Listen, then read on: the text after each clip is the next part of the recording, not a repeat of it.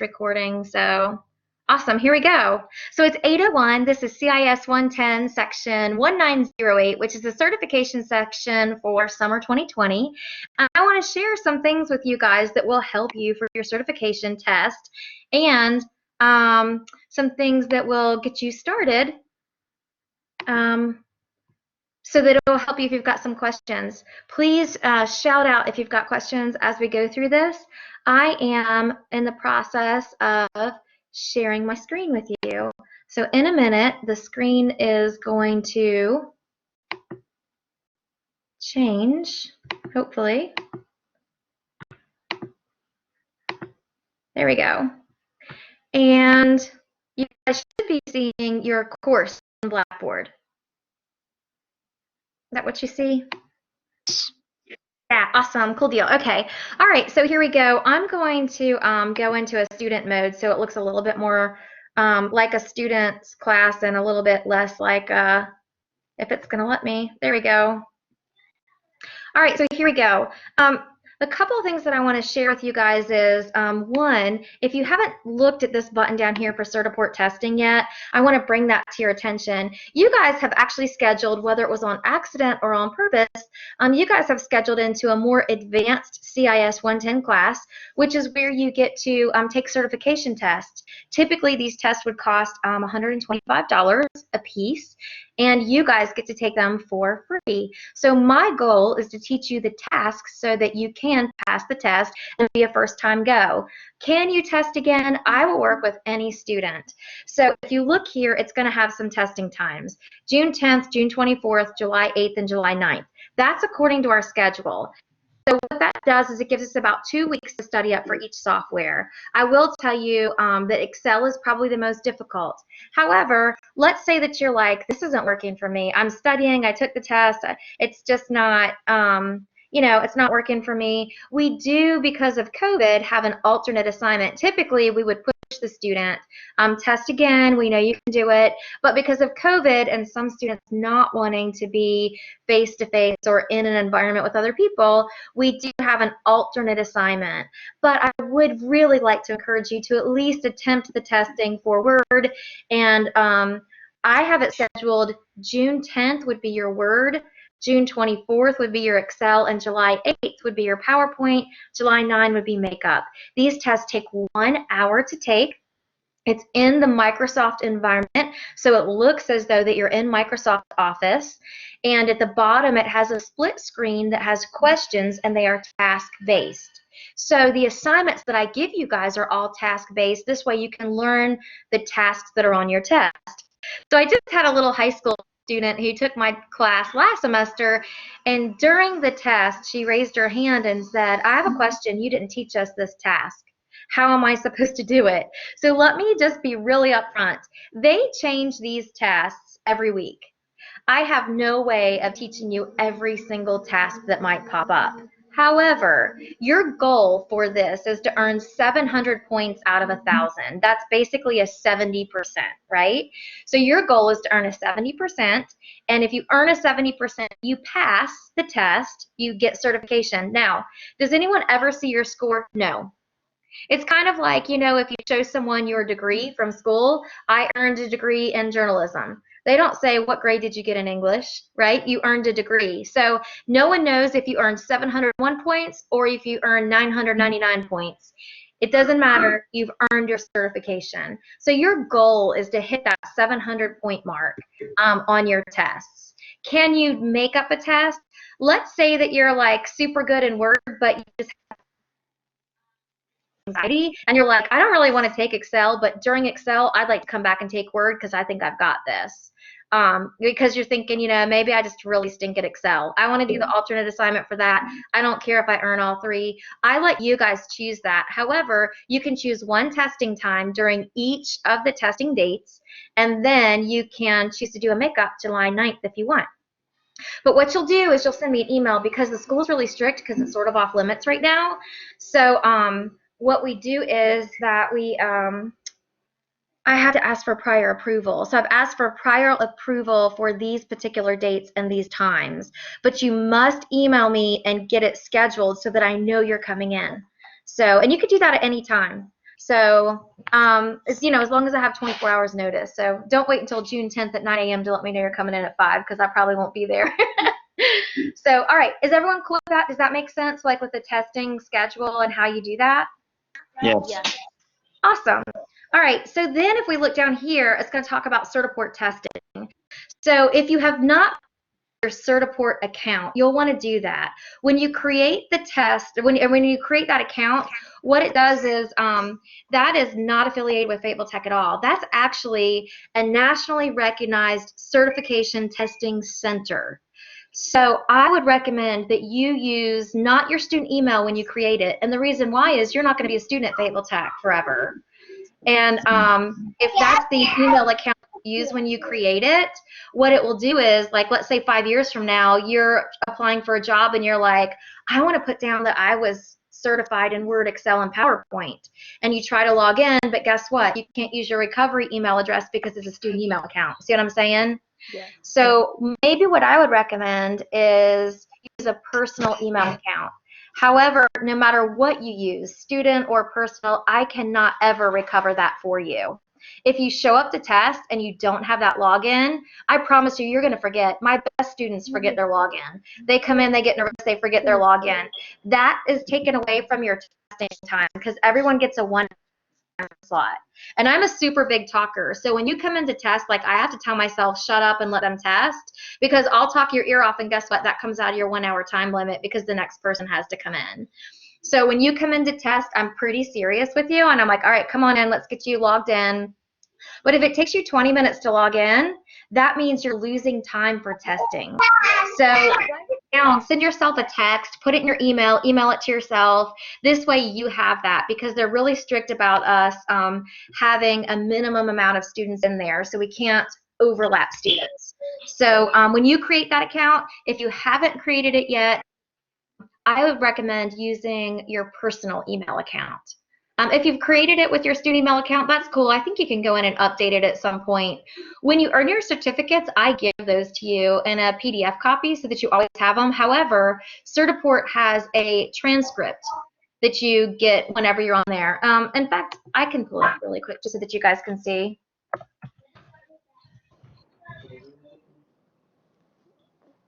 She walked me how to do this shit. So what I used to do was log on and fail the test just so that I could get the questions, so I could make sure I was teaching the proper tasks. So you're going to see that I failed test on here, and I don't care. I don't care if I failed a test, because so here's my account. When I log in, it's going to tell me all the exams that I've ever taken. So I've taken them 2016, 2010, 2007. So I started doing this in 2007. And it will tell me if I passed or if I failed. So it gives you a full transcript. And here my score was 780, but guess what? I passed. That's all I needed, right? So so you can always come in here and get transcripts and pull those off at any time. You will always be one step ahead, I can guarantee you. You can come up here to this little My Transcript thing. You will always be one step ahead of anyone else who's applying for a job if you have a certification. Once you go to your transcript, you can click on PDF, or you can say order official certificate, but I think that's like 20 bucks. So I don't know that I do that. Copy of your certificate, and you can cardstock paper, and it'll look just as nice as the official certificate. All right? So any questions about that? You guys cool with that? Yes, I'm good.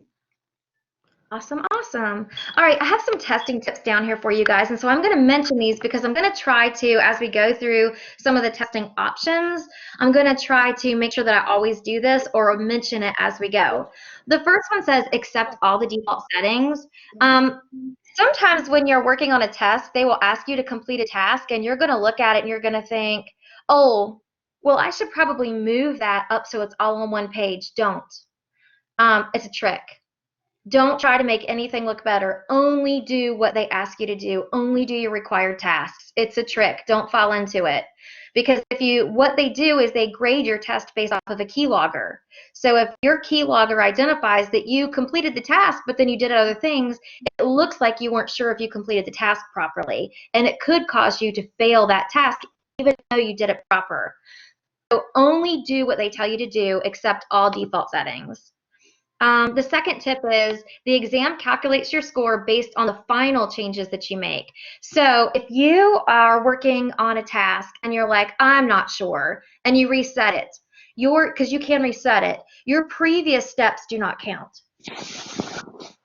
Also, I want to make sure that you know that you can use any valid method. However, let's talk about valid method and maybe something that's not a valid method. If I were to pull up Word, and I was in Microsoft Office Word, and I had maybe like some random text in there. Let's see here. Can y'all see Word? Let's make it bigger. Awesome. Sorry, I can't, with the software here, I can't see what students are seeing, which is kind of frustrating sometimes, but that's okay. So let's say I have some random text in here, and then maybe the set of instructions says, go to page 2, or maybe it's going to say, start page 2 by saying, I love food. All right.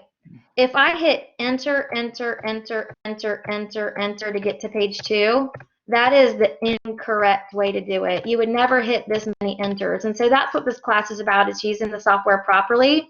If I come here on my home tab, and we're going to learn about all this stuff, and I click on my show hide button, my show hide button is going to show me every single time I hit enter, and all of those are incorrect. So I could fix it on my test by backspacing out of those, getting rid of them, and coming up here and saying I'd like to insert a page break, and then I can say I love food. And that will be the correct way. So this class is going to teach you the proper way to complete the steps. So this way, when you go to test, you can do it the proper way and you can earn your credit for it. All right. So it says that you can use any valid method. Hitting enter, enter, enter, enter, enter, enter to get to the next page is not a valid method of getting to the next page. All right. Number 3, if the test asks you to add specific text, it will be in quotation marks. You can use the copy and paste method. If you misspell, have extra spaces, or do not put the capital letters in there properly, it will not give you credit. So for example, if the question says, maybe type the word food after the first sentence. If it were to say something like this, you would want to type, food. That's it. You can copy and paste. However, when you copy and paste, sometimes you'll get those quotation marks. You can do a Control-C to copy and a Control-V to paste. If you pull the quotation marks in with it, it will be counted incorrect. If it says type the word food with a capital F, and you have a lowercase f, you will not get that counted correctly. So you want to make sure, so these are all just really great tips that sort of just help you a little bit as you're testing.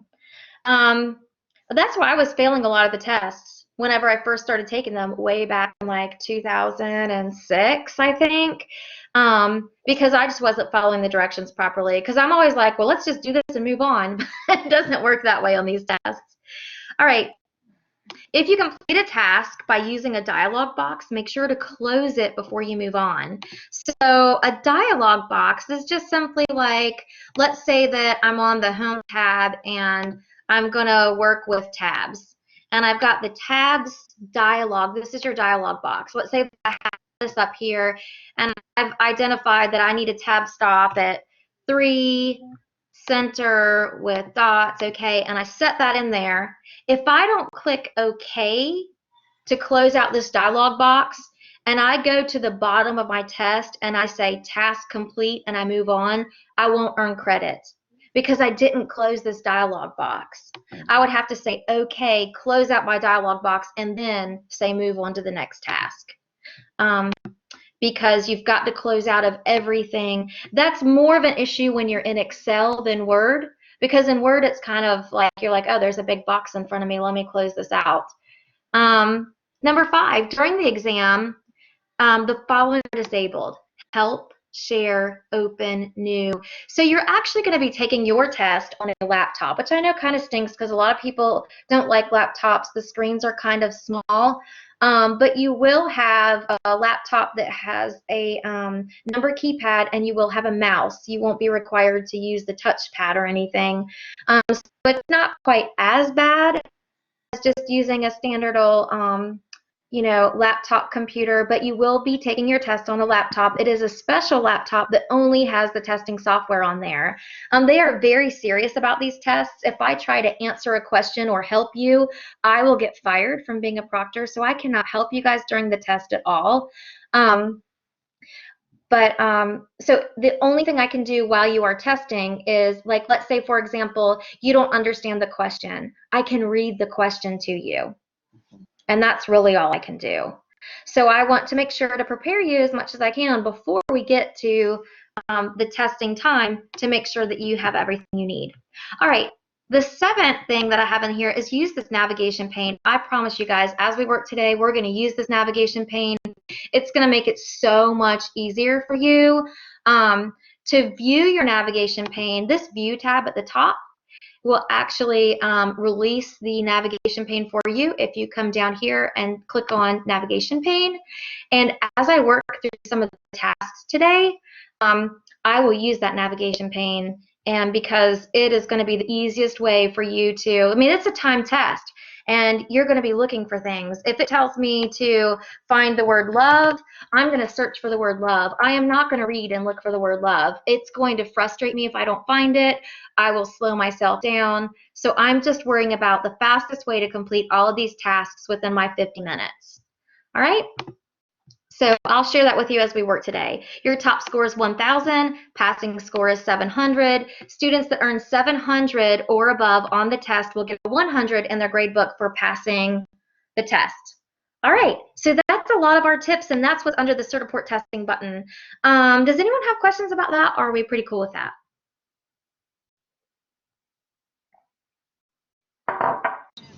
Thank you for the explanation. Yeah, does that help some? Yes. Awesome, awesome. Okay, so what I'm going to do is I'm going to click into the assignments button, and I'm going to look into Module 1. And on Module 1, it's going to give me different categories in here to complete. It talks about an introduction, module outcomes. You guys can read that. And then it's got some word tips. So what I'm going to do is I'm going to go through some of these word tips with you guys, because if you look at the tips first, then it will help you understand the tasks. All right? So my goal right now is to take a look at some of these tips. And the first tip here is use the show hide for your formatting. And so I've kind of already mentioned this, but I'm going to move over to Word. And the first thing that I want to do in Word is I'm going to just kind of give you guys a quick overview of Microsoft Office Word. When you look at Microsoft Office Word, at the very, very top left, this is your quick access toolbar. I don't know if you guys use this or not. You might get asked a question about your quick access toolbar. This is not a tip yet. I'm kind of leading into that though. But first I want to show you the software itself. This is your quick access toolbar. I use Outlook a lot. If I have this file right here and I want to send it in Outlook, all I have to do is click this email button and then type who it's to, and it's gone. If I want to save something, I can click right here and save it. If I want to save it the other way, I have to do File, Save, Save As, and it takes like 5 steps. If I want to print, I can add Quick Print to my Quick Access toolbar. And when I'm ready to print, I can click Print, and that saves me about 5 clicks, because when you're printing through File, Print, Yes, Print, OK. You know, it's about 6 clicks, and here it's 1. So this is called your Quick Access Toolbar. You can use this during your test. In fact, it may ask you to add a button to the Quick Access Toolbar, and if it does, all you simply do is check it or uncheck it, and that will add it or remove it. If there are buttons there now, your test won't go in this deep, but let's say that you want spelling and grammar, you click spelling and grammar, and it's added up there. Okay. In the middle part right here, your title of your document, so you can always see the title of your document. If I were to come in here and save this, because it hasn't been saved before, let me just save this to my desktop. So that little save icon is not quite as quick when you haven't saved it yet. Okay, so now this is my title of my document up here at the top, okay? So you always see that in the very middle of the top. On the far right, you should see your name. If you are logged into the Microsoft Office software, that's one way that they track you. That's how they actually know what you're using. So that should be you with your account. And then you guys have this button now. This button is going to be important on your test because sometimes you will be missing items. I personally like to have everything listed up here. What do I mean by everything? I have tabs across the top: File, Home, Insert, Draw, Design. These are all of my tabs. All right. On each tab, I have a grouping: clipboard grouping, font grouping. Do you see these groupings? Paragraph grouping, style grouping. So right now, I can see my full, it's called a ribbon. So on my ribbon, I can see all of my tabs and all of my buttons. And when I work and I'm trying to work fast, that's how I want it released. However, this little button right here will hide your ribbon. Okay, so if you ever go into a Word document and you don't have a ribbon, you get this little square that's got the arrow pushing up. You could also say, show me the tabs. I personally do not like to work this way. I like to have as much real estate as possible on my screen, but I also want to see my buttons. And if I'm in this mode, I've got to click the tabs to release the buttons, and I don't like that. So when I work, I have it say show tabs and commands, and then I can see all the tabs and all the buttons on my ribbon all the time. So that's an important button too. The next button over is going to be your minimize down, which will shrink down, and then you've got your restore down, which just makes it into kind of a smaller image. All right, you can maximize it back up, and of course then the X out is going to close out your file. If you look at the very bottom of your file, it's going to say page 1 of 2. That lets me know I have 2 pages. That's a really great indicator when I'm taking a test. I can look down here and see, okay, I have 3 pages to look through. It's also going to tell me how many words, 252 words. The next button over is going to put it into a proofing error mode. That's what that's called. If I have a misspelled word, like typically my name comes up misspelled, but I have it added in here. Let me misspell. Oh, that's a word. I don't even know how to misspell a word, however I do it all the time. Oh, autocorrect is fixing everything for me. Okay, well, check this out. If you have a misspelled word and you look down here on the bottom left on this little book, it will have an X. Do you see how mine has a check mark? It means everything's spelled correctly. So the next time you're trying to turn something in, here we go. Now I have a misspell. So I look down here and I've got a little X down here. It lets me know that I have a spelling error. Have you guys ever noticed that word? That's what that does.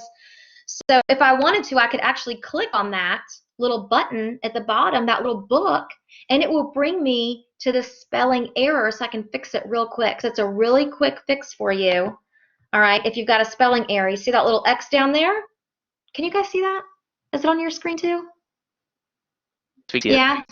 Okay, good. Yeah. Okay, but if you click on that, it will quickly bring you right over here. You don't have to go to review and spell check or the quick access toolbar and go through all the spelling. You can just click on that and it'll bring you right to it.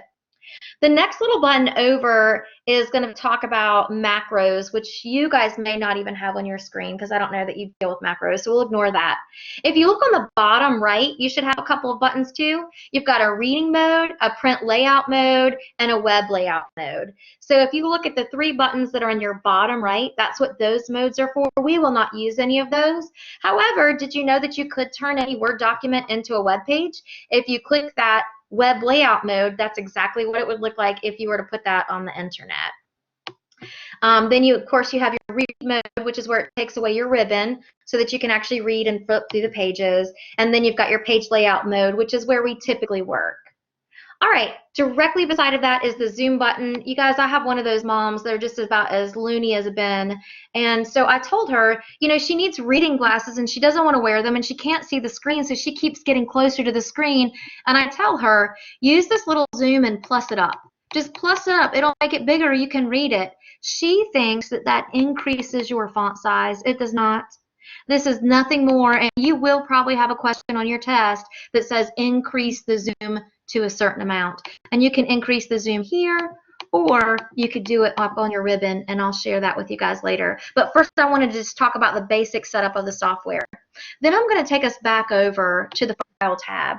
This File tab here has all of your items that are considered backstage. So if you're looking at your document, the backstage view, I don't know if you've ever heard it called that, but this brings you backstage. It's like going behind the curtain on stage, right? So you look here, it's going to tell you all information. This is where you make changes to the software. This is where you make changes to your properties. Let me talk to you about properties for just a minute. This is the properties of my document here. It's going to tell me the size, the pages, how many words, the total editing time.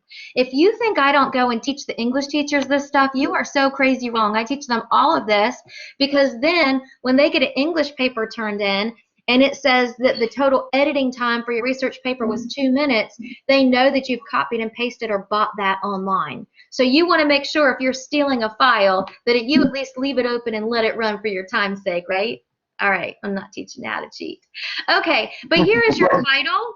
Sometimes things will ask you to type a title in there. Your title falls under your properties. So this is typically the title of the document.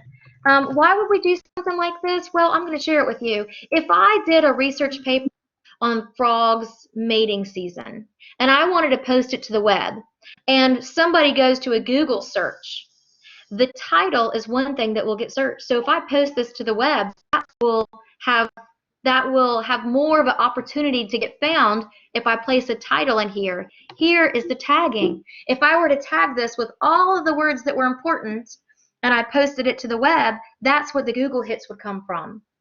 All right. Also, if you do that on your own computer and come down here to this little search right here and you do a search, anything that you have tagged with the title or the tags, you can search it through that and it will find it also. It is a little bit more work, but if you do a lot of work and a lot of documents that you keep and you'd like to relate back to, it's really great to have a title or tags. You will have a test question on your test. They'll ask you to either add a title, a tag, or a comment in there. All right. So then the next thing I want to share with you is it's going to tell you even when it was modified, when it was created, and if I printed it, it'll tell me when it was printed. See, it says it was never printed because I just opened this file. It also tells the author, guess what? If someone else makes your document and they don't clear all this stuff out, first of all, if they do clear it out, you get a paper from online, and your English teacher sees that there is no author, there's no information back. That's the first indication that you probably bought your file. The second indication is if you don't have an author. So your author should be you, which is your name that's in the top right of the software. Okay? So also you can go in, there is a little place in here, and you kind of can't see it. I don't know. Okay, here we go. You can go here where it says show all properties, and you will get a bunch more properties in here. And it can take you to more advanced properties also. On your test, I'll give you this hint and I'll mention it again later. On your test, they're going to ask you for something that's not listed here initially. Like, I'm going to put it back here. A minute ago, we talked about title, tag, and comments. You know what they're going to ask you to do on your test? Put a status. Okay, And you're going to, yeah. You're going to be like, oh, okay, I know, go into the backstage and come right here. And there's no status, but you come here and say show all properties to release that. And then you're going to get your status and you can type that in. All right? So hopefully this helps you guys a little bit. Yeah, good. Does that help anyone with anything? Kind of cool information? Yes, yes it is. Right, I will warn you against going here. If you come up to the top and click, do not do this on your test. Do not go to advanced properties here. It brings you into a dialog box, and that dialog box is pretty cool, but it will not benefit you on your test. However, as a teacher, I do that all the time when students submit files to me because it gives me a lot on them. However, for you guys, for your test, don't go into these advanced properties. All you'll need to do, if you don't see what you need there, is to come down here and say show more, show all properties down on this little link. And they put that little link, guess what, just under your screen so you can't see it. They like to trick you. But that's okay, because that's what I'm here for, is to help you out a little bit. Okay, so now that we have a little bit of idea about how the software is made, how it's created, how it's built, what the layout is, I'm going to mention to you that every tab, from your home tab to your help tab, is developed and created based off of the most used items being on the first tabs and on the left.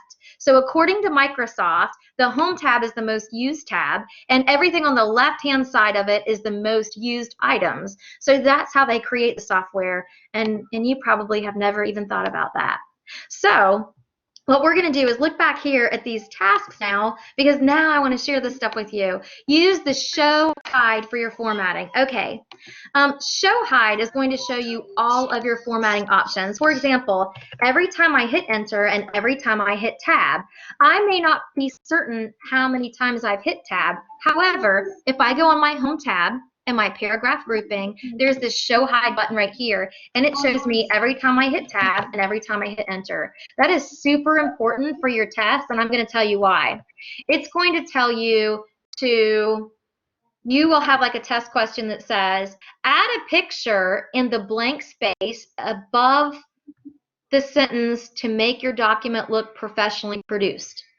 And you know what you're going to do? You're going to here. And you know what? It's going to be wrong, because that's not the blank space above. This is the blank space above. Does that make sense? Yes. Yeah, so that show hide button is super, super important for you guys. Also, if you add a page break or a section break to your file, you will not visually see it. However, I added a page break down here. If I want to see it, I turn on my show hide, I can see my page break. So if it tells me to delete my page break, then I can come down here and select it and delete it if I wanted to. That's the only way you're going to find some of that stuff. So I don't leave this on constantly. I turn this show hide on as I work to find what I need. That's the blank space I need. I'll insert my picture there. I need to go to the third tab in. That's the third tab in. That's where I need to be right here. So then I can turn it off, right? It just helps you find your location. And since it's graded by a keylogger, it's almost like playing a game. You've got to hit those spots properly. All right, so if you complete the task right, but you're on the wrong area, you won't get the credit for it. However, it's going to let you complete it. So it's not like a video game that'll, kill your, cartoon character or whatever. I mean, it'll let you complete it, but you don't earn the credit. So you think you've done it right, and then at the end you're like, what did I do? So that's your first tip. Use the show hide button. And it kind of gives you some information explaining it, but I've already explained it to you. So the next one is tip 2, which is autocorrect. They may ask you to add something into autocorrect on your test. Autocorrect comes from the backstage. So if you go to the backstage and you go to options and proofing, option and proofing, this is where you find all of your autocorrect options. It may ask you on your test not to allow the copyright symbol whenever you click open parentheses, C parentheses. So you would select it and you would say delete, because these here are all of your autocorrect options, which is a minute ago, I have so many of them added in there why I couldn't misspell a word because I'm a horrible speller. All right. You can also add something into your autocorrect. If you wanted to, you could add something in here. So this here is my autocorrect options. And I could come in here and say replace, let's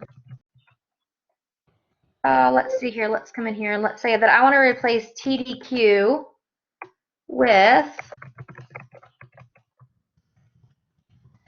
now when I was taking a Russian history class, I could not spell any of the people's names.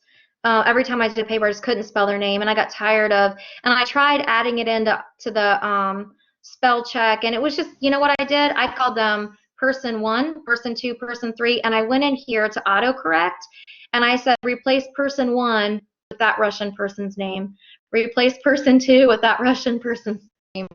So you can use autocorrect to your advantage. I'm going to add this one in, and you'll see it got listed down here at the bottom. Now I'm going to say OK, and OK, I'm going to close out of all my dialog boxes, and now when I type TDQ, I get Tori and Quizmundo. So your autocorrect can do some really cool stuff for you, and that's under your file, your options, your proofing, and your autocorrect options.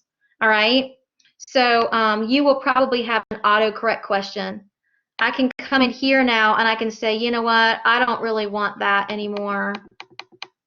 And I can find the TDQ and I can click it and say delete. But you can use it to your advantage, or you can add things in there that are going to be beneficial to you. All right, so any questions on autocorrect? Good. Awesome. All right, let's take a look at the. I'm yep. sorry. I actually missed it. My wife just came in with groceries and I had to. It's okay. So if you need to access your autocorrect is going to be under File and Options and Proofing and Autocorrect. So you might get a question on your test that says, don't allow it to make smiley faces or frowny faces. So you would select the option in there and say delete. Or it could say to add something into autocorrect so that, you know, RECIPEE will be replaced with, oops, RECIPE, hold on. Oh, it didn't want me to do that. I had something clicked on. Replace RECIPEE with RECIPE. All right, so they could ask you to, you know, add something into autocorrect or take something out of autocorrect. But the example I just shared with them is that you could use it to your own benefit too. Like I could type in here every time I say FTCC, I could make it say Fayetteville Technical. I could put out the whole thing, Fayetteville Technical Community College, and it saves me from having to type so much. However, if you do that, just know that you will never be able to type FTCC. So you might want to make it FTCC1 or something like that. This way you don't have to type it, you know, always type it out. Yeah. Okay. Does that help? Yes. Okay. Thank awesome. You. All right. Yeah, yeah. Okay, so let's take a look here at the next tip. How to remove personal information. Now, this is the same thing I was just talking about with you guys. If your English teacher sees there is no personal information on there, they're going to have a key indicator instantly like, this student bought this file. So here, what you do if you want to remove personal information. Now, for me personally, if I'm posting something to the web, I may want to remove my personal information. Sometimes when you post something to the web and they can see that you're the author, they'll look you up and then they send you all kinds of questions. And, you know, maybe that's what you want, maybe that's what you don't want. When I create files for Fayetteville Tech and Fayetteville Tech posts them to their website, I clear out my personal information. Because if I don't, when they post it to the website, someone can see that I created it, and they might come back and ask me a question about a file that I created for the school that really I have no business with. You see what I'm saying? So to do that, to remove personal information, you go over to your file, and you're going to say check for issues and inspect document. You will for certain have one of these questions on your test. So you're going to say, let me go back to it again. You're going to go file, check for issues, and inspect document. I'll say yes, I want to inspect the document. And I'm going to say inspect for everything. I don't ever look at that. On your test, don't ever worry about that. Just say go ahead and tell it to inspect. Now here it's going to give me the option. Do I want to remove personal properties and information? I'm going to say yes, remove it, and close. And I just completed that task for my test. So here, this tip that says to remove personal information, that is a test question that's been on the test for 4 or 5 years now. If you don't have this question or one similar, I would be really surprised. And so here it's going to give you the steps for that. So you can come back and look at these again. All of these tips, they're going to give you the steps. So you can go back and review these for yourself, right? So advanced, here you go to file, check for issues, inspect document, inspect, remove all personal information, and close. That's exactly what I just did with you guys. So you can go back and do this on your own and review it so that you can check that out. All right, if I were to come back here now and I go to File and I look at my properties, look at this. No editing time, no title, no tag, no author, right? I removed all the personal information. Right. Let's take a look over here at tip 5. Tip 5 is adding a text effect on your font. And students miss this question a lot, mostly because they have never used a text effect before. So we're going to follow these steps here and make sure that we know how to do this. So here it says select your text. So let's say that I want it on this text right here. Select my text. Go to the Home tab. Here's my Home tab. In the font grouping, here is my font grouping. Find your text effects button, which is right here. Select the text effect. Anyone ever used this before? No. Yeah, that's why I make sure to hit this button up and make sure that you know about this button, because when you see the example of what they show, to you, to most students, guess what it looks like? Word art, right? I mean, to me, that looks like word art. Yeah. So what I would have done if I was trying to create that is I would have come up here and said insert. I would have come over here and found my word art. I would have added some word art in there because look how closely they look. However, word art goes into a floating box, right? So don't get those confused. If I ask you to place a text effect, don't go into your word art. Go to your Home tab, font grouping, text effects button right here. Okay? Okay. All right, the next thing that I'm going to share with you guys is adding text from another file. All right, so I'm going to put these steps up here while we work with it. This way you guys can also see that these steps are up here for you so you can have them at any time. All right, so here's our set of steps right here. While you're in one Word file, okay, you're going to go to the Insert tab. You're going to come over to your text grouping. This is your text group. You see that text group right here? You're going to choose the Object button. So one of these little buttons here is going to say this one is your signature line. This one here is your parts. This one here is your object. On your test, you will have the callouts. You will have the smart tips. So on your test, if you don't remember which button it is, if you mouse over it, you will get those tips. So I'm going to say that I want to click the down arrow on my object button, and I want to say text from file. See, typically, what we would do is most of us open up the file, copy the text out, and paste it in. If you were to try to do that on your test, it will let you, and then it will count it wrong. Because your test question will say something like, insert the text from file such and such to the file that's open. And what it means, because it says insert the text, this is inserting your text from the file. So you will never open two documents at once and copy and paste from one to the other on your test.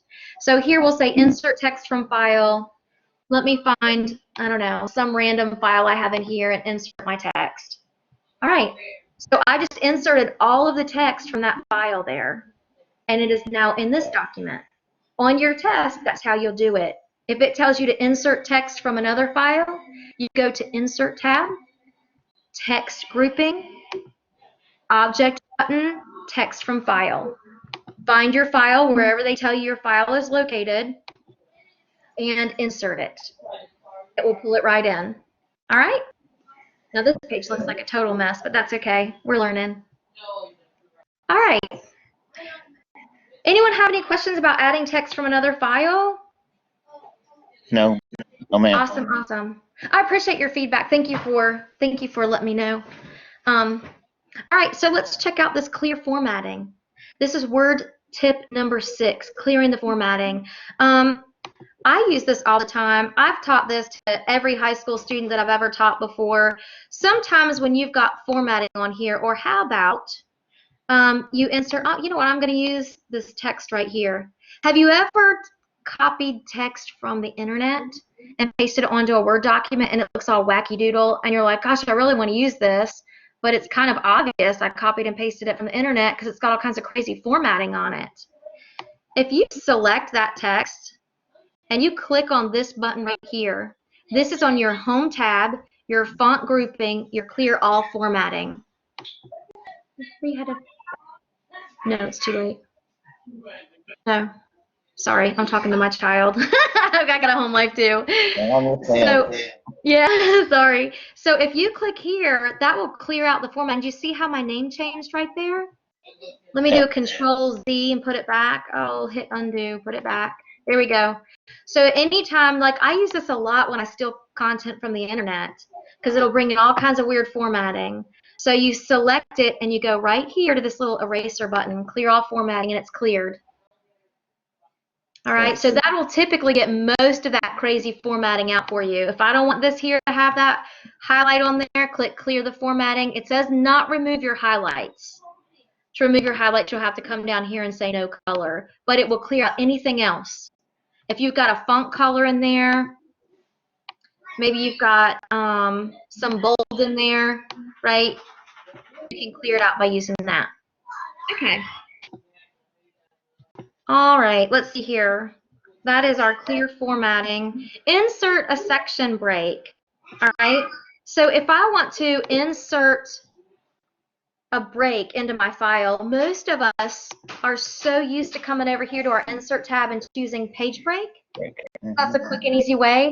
But there are a lot of breaks that are used way more than just a page break. If you come to your layout tab, there is a breaks button. And that breaks button will give you a column break, text wrap break, a next page break, a continuous break, an even page, an odd page. So I want you to know that this breaks button is here on your layout tab. And most commonly it'll say insert a next page break or insert a section break. If it just says section break, it means next page at the end of the file or something. And this is where you'll find it. All right. So underneath of that, then there's some just additional things that I've tossed in there, like working with references and managing your sources. That one I have to have prepared a little bit more to actually get to that. Using moving on your word art. I'll do that one because I don't have to prepare too much for that one. If I'm going to insert some word art into my file, I would come up here to say insert. I would find my word art button or my let's do Smartart. That's what I'm talking about. Smartart, sorry. Smartart. You will typically have a question that will ask you to insert Smartart into your file. So this would be the steps. Insert your Smartart, and it'll be real specific. It'll say add a listing of vertical box list. So it will tell you. You're going to have to use these screen tips to figure out which one they tell you. But all right, once you get this added in there, they may ask you to type, you know, text into your Smartart, and then they're going to ask you to do something like this to rearrange them. And what you're going to want to do is you're going to want to come up here and backspace it and make that 3 and backspace this and make that 1. They tell you to put 3 in the top and 1 in the bottom, but what they want you to do is to use these. You see when I'm clicked off of my Smartart, I don't have my Smartart tools. When I click onto my Smartart, look up here, I get these Smartart tools, design and format. If I click off of it, it goes away. If I click on it, it returns. So up here under my Smartart tools, I have an option if I have one of these selected to move it down. That or move it up. That is how you will rearrange your Smartart.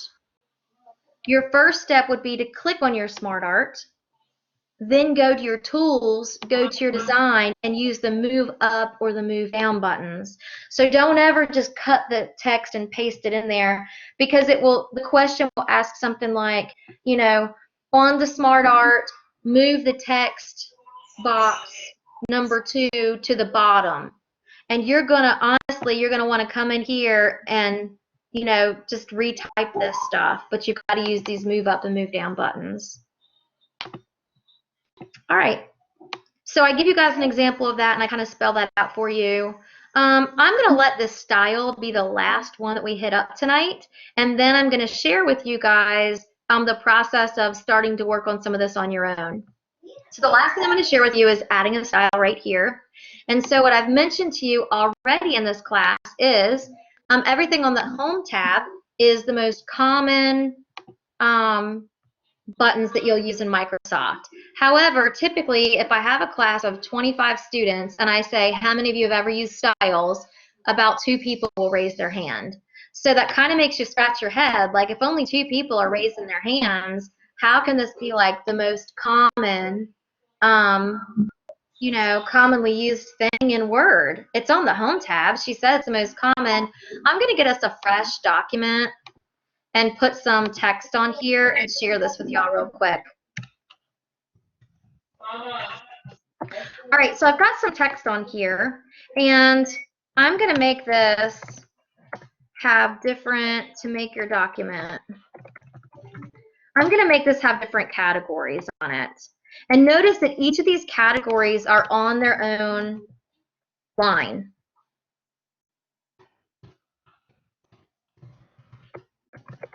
In order to use these headers properly, each of these have to be on their own line. So I'm going to share with you guys styles. There are 2 style questions that you could get asked while you're in your test. The first one is something like, place intent style on the word document. So you know, if you just double click one word, it will select the whole word. So if you're really bad with using a mouse and you try to click and you actually, have you guys done this before? Because this is actually called the move function. If you select a word and you click and hold it, you can move it. See how I'm moving this?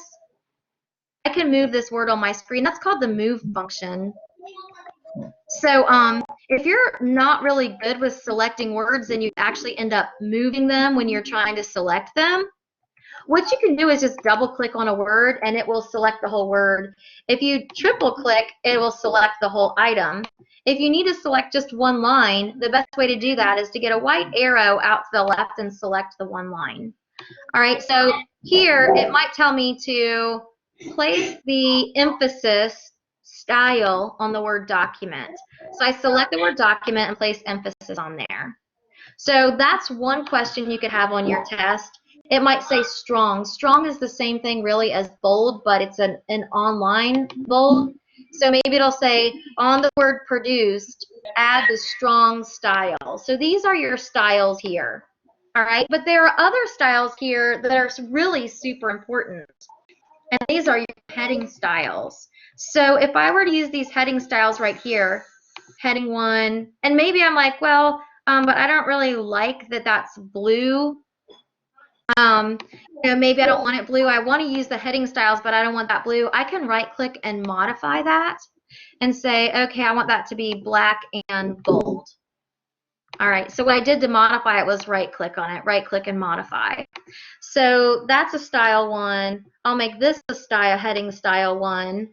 Maybe the themes here is going to fall under a heading style 2. All right, and maybe this here is a heading style 1. So what happens if you use these heading styles? This is actually the proper way to make a document. Most of us will do something like this. You know, create our heading. Maybe here it is, reading. And we just kind of come up here and we say, all right, well, I'm going to make that bold and increase the font. And that's my heading, right? But that's not the proper way to create a heading, and I'm going to share with you why. Because what you really did was make it bold and increase the font. You didn't actually make it a heading. To make it a heading, you have to use these heading styles. But the really cool part about it is, if I come up here now, remember when I told you guys that if you go to View and Navigation Pane, it helps you find things super quick? Guess what? If I've created all of these headings, I can click here on themes and it brings me to themes. I can click on video and it brings me to video. This is a table of contents. All right, this will create a table of contents for you so that you can find things quickly in your document. Now, if you wanted to create a real table of contents, you could just come right up here to your reference tab, choose table of contents, and choose one of these, and guess what? You just made a table of contents. Right? So for any of you who have ever needed a table of contents for something, and you went up and typed in the words table of contents and hand wrote these in, you worked way too hard. Now I can come in here and insert a page break. And my contents is going to be on its own page, but my numbers aren't updated. That's fine. I can click on my table of contents and say I'd like to update the table and update my page numbers. And now my page numbers are updated, and I've got a table of contents. And it was all created because I used heading 1, heading 1, heading 2. All right? So on your test, it may ask you to go to a heading, but because your headings are created, you've got a quick way to get to the different areas in your navigation now. So as you're taking your test, it might say in the video paragraph. So you can come over here and click video and find it real quick. So not only does it create a visual table of contents, it creates quick navigation so you can find things in your file. Pretty cool? Yes. Hopefully y'all have learned something tonight. The last thing I'm going to share with you guys is these are all on the word tips. All of the steps are over here on how to do this. Some of them actually have videos on how to do it. So what I would recommend between now and next week is to review these word tips. I did record today's session. I'll load it to YouTube and bring it back down and share it with everyone in case you want to rewatch it. If you don't, you just want to come in here and check these things out, that's super cool too. What I would recommend to you guys to start doing for next week, because basically you test in 2 weeks, which means you only get 2 class sessions with me online for an hour. But my goal during this time is to kind of get your feet wet a little bit, kind of get you started and give you a warm and fuzzy. The next thing I would do if I were you is check out these word tasks. Look and see what you know. These are the tasks that were on the test when my dog took the test. She's so smart. She took the test. I wrote down all the tasks just so you guys could see them because I want you to see what kind of tasks are on there. Change the spacing on a whole document. Do you know how to do that? Copy text and paste it using the original formatting. So you can see these tasks that were on a test. There were 35 tasks. That was the whole test. You have 50 minutes to do that, but you've got to do it properly. All right? So you can take a look at these. These were tasks from a 2019 test that I just went through. And this is the exact wording, so you guys can see how it was worded. You work for a bank. You are preparing a brochure. Find the word automatic and delete it from the document.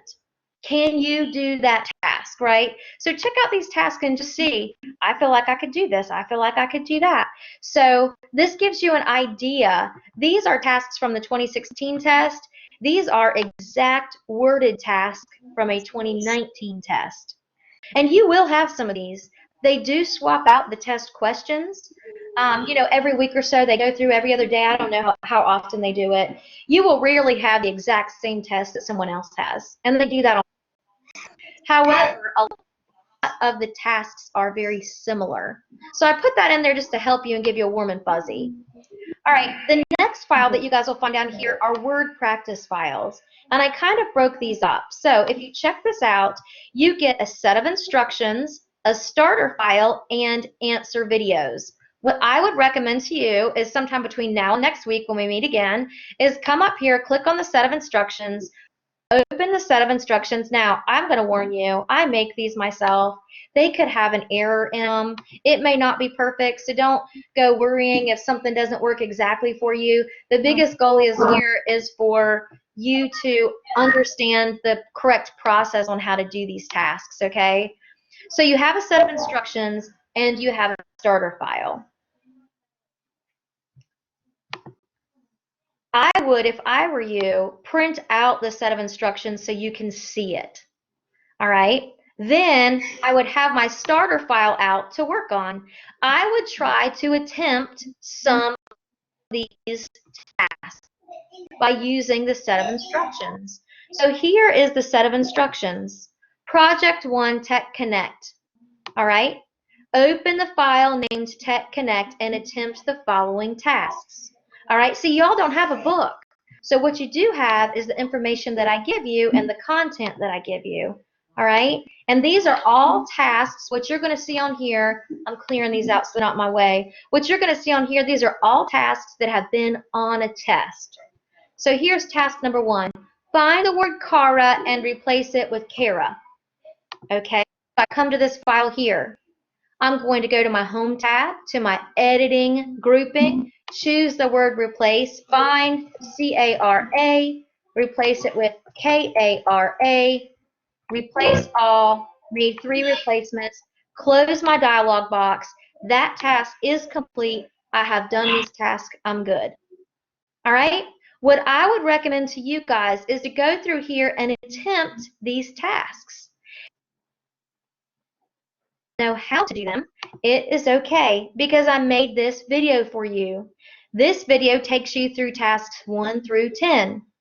This one is 11 through 13. So attempt it on your own first, see which maybe you know. Then on your phone or on another device or even on the same device. It just sometimes makes it easier when you have, and I put these on YouTube simply so you could pull them up on your own. So you come over here, you can pull up the video and you can say, all right, wait, how do I do this again? You can watch the video. The video is going to take you through the tasks. All right. All right, so the first one is 15 minutes long. It takes you through downloading the files, and it takes you through, right? So it's going to take you through all of these tasks. All right? So hopefully that will help you. So by next week, I would recommend that you have all of Project 1 complete so that we can kind of review anything that you don't know. And then next week, we're going to hit up Project 2 and take a look at those tasks. And then you guys should be ready to test. Cool. How do you guys feel about that? Great. Okay.